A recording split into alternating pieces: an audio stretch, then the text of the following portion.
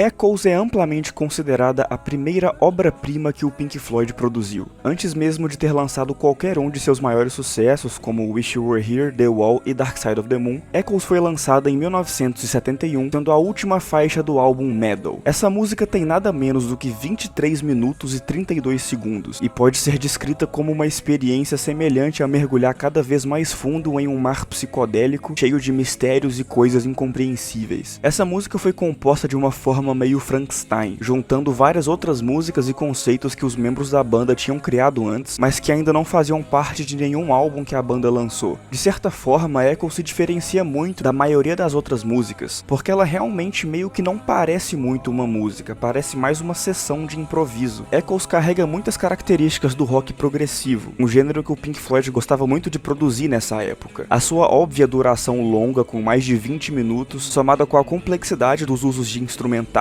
efeitos sonoros e improvisação, transformam essa música em uma experiência psicodélica muito insana, e que se você tem paciência para ficar 20 minutos escutando a mesma música, eu recomendo muito que você faça. Escutar essa música pode ser uma experiência meio chocante para algumas pessoas que nunca escutaram nada de um rock mais experimental e mais esquisito, tanto que tem algumas partes da música que são literalmente só sons de baleia.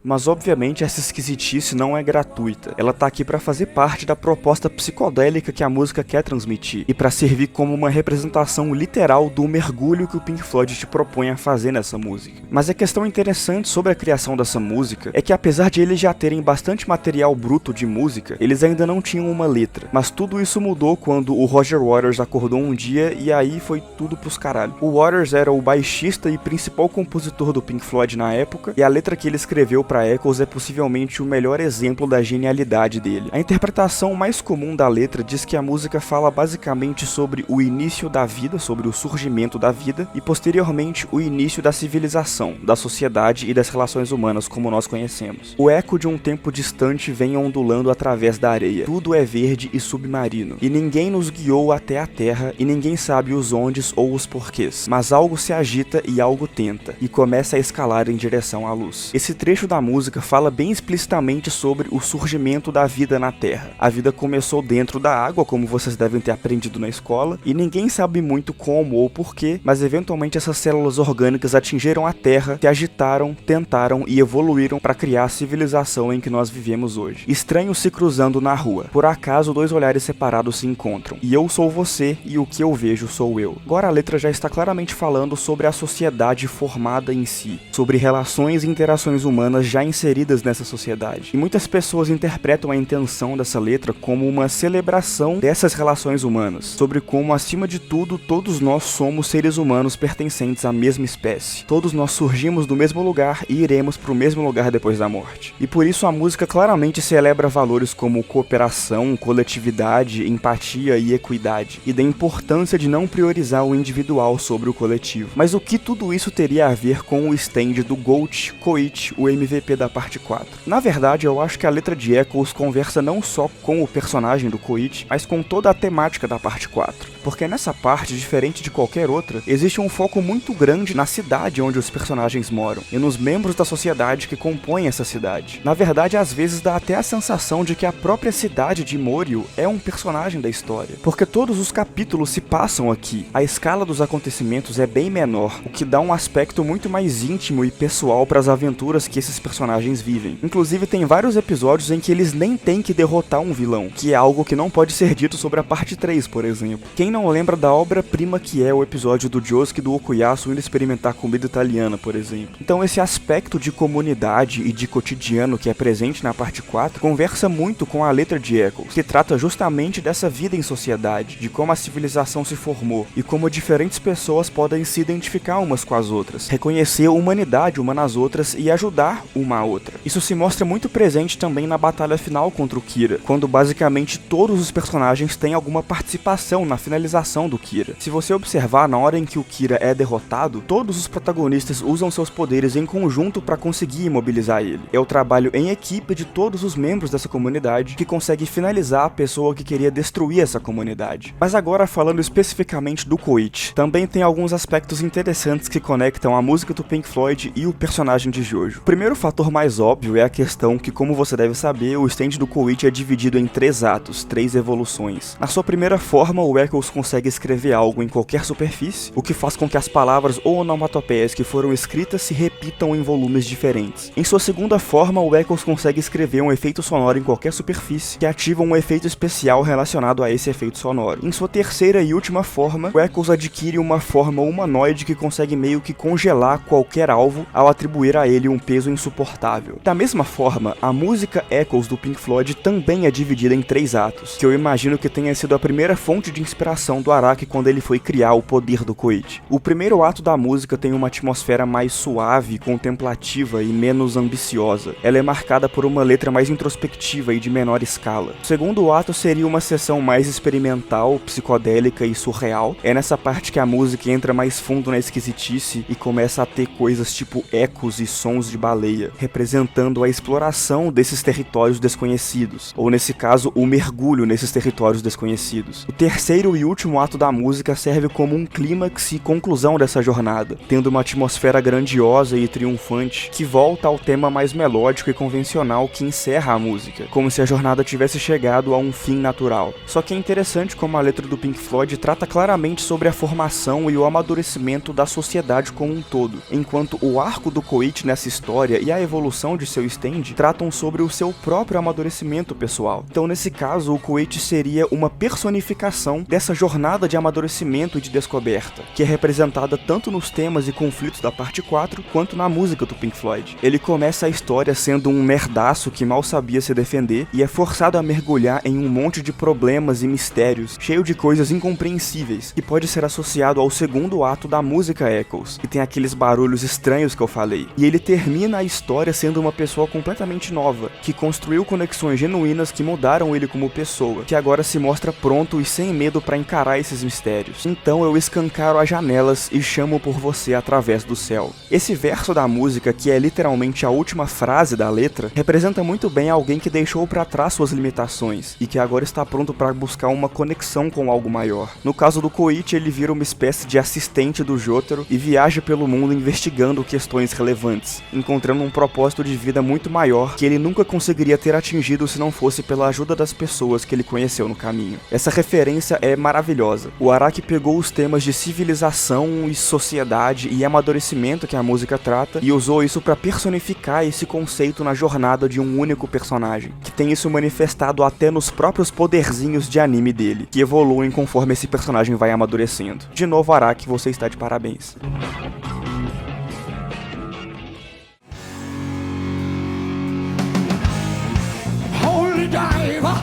Dio foi uma banda de heavy metal fundada em 1982, após a saída de Ronnie James Dio do Black Sabbath, outra banda de heavy metal que, diga-se de passagem, também tem uma referência em Jojo. Ronnie James Dio é uma das figuras mais marcantes e icônicas do rock no geral, e ele foi muito importante para consolidar a imagem que o heavy metal tem até hoje. Ele era muito elogiado pelo poder da sua voz, tinha uma versatilidade e um alcance que pouquíssimos outros vocalistas têm, mas ele também foi muito importante para popularizar certos simbolismos do metal, que até quem não sabe nada de rock conhece. O símbolo de chifres do metal, aqueles chifrinhos que você faz com a mão, foi muito popularizado pelo Dio, o que de certa forma atribui a ele uma grande parte dessa noção popular de que metal é música do capeta. Mas outro aspecto interessante da figura musical do Dio, o que já associa ele mais diretamente com o maior vilão da história dos animes, eram os temas das letras que ele escrevia. Da mesma forma que o Araki escolheu o Led Zeppelin para ser o sobrenome da família Zeppelin, porque vários temas e ideias das músicas do Led Zeppelin refletiam aspectos que ele queria associar